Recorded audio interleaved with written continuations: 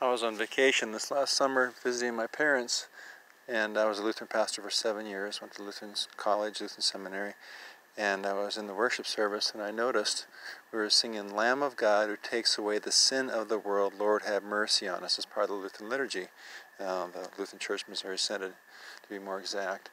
And so I said, that's interesting. So I checked my King James Version, and sure enough it says sin, singular. I've officiated many Lutheran churches back in the day when I was a pastor, before becoming a bus driver. I'm still a pastor in heart, but you get the idea. And so I thought, well, there's a Mandela effect change that I had not noticed before.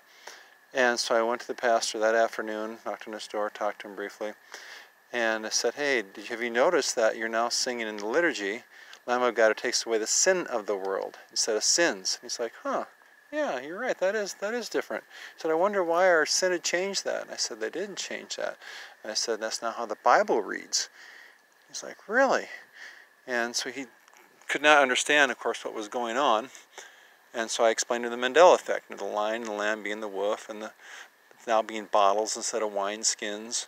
I went through a whole list of verses, 2 men in a single bed, matrix, ferry boat, all those kind of classical ones. And this is before there's been more recent changes, but many, many changes. He said, I'll have to research that.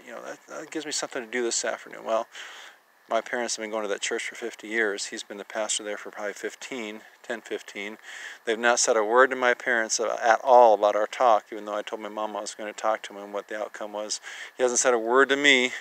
It's like, when I go back next summer, I'll have to bring it up again. But I figure every time he's going to sing the liturgy, he's going to think of that, because it's different. And I've talked to my pastors at the church I go to here in Denver, and I've talked specifically to one a couple times and about the change. Well, that's why I use the EVA Standard Bible, or whatever it is that he uses. I don't touch the King James.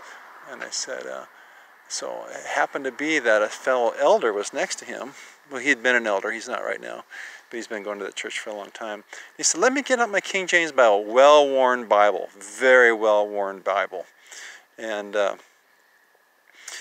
so he gets it out and it's like, oh my, look at all these changes. And I pointed him out to him. I had it written down, and his notes in his Bible had changed, and he just really started to become unhinged about this. And in front of me and the pastor's kind of dismissing it, And then they had a couple Mandela effects in their service that I pointed out to them, afterwards, that this is not how it used to read. And sometimes he kind of mocks me a little bit when I walk by about the Mandela effect. Oh, it must be a Mandela effect. And it's just quite unbelievable, the resistance I've seen. And he knows my training and my background, and sometimes I'll forward things to him, but I never get a response. So that's been my experience with other pastors. Love you all. My name's Jeff. Bye.